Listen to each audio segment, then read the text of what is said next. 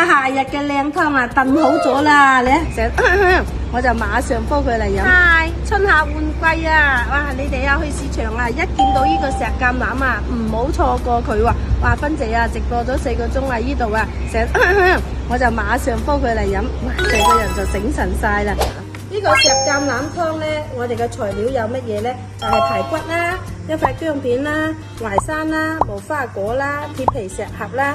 同埋呢個石橄欖，最重點一定要加啲鮑魚，乾嘅又得，濕嘅又得。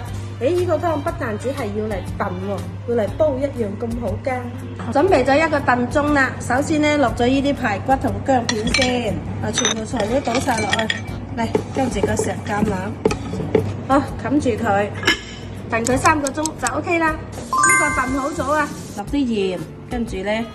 撩勻佢就可以啦。你依家啲人啊，中意飲呢啲咁嘅湯啊，豬肉同埋成日覺得個人上下火火嘅，呢個真係好啱啊！飲上一次啊，你就會記得呢個咁清，有呢個咁好嘅嘢喎。芬姐每日咧用心做視頻，俾個小心心芬姐嚟，謝謝。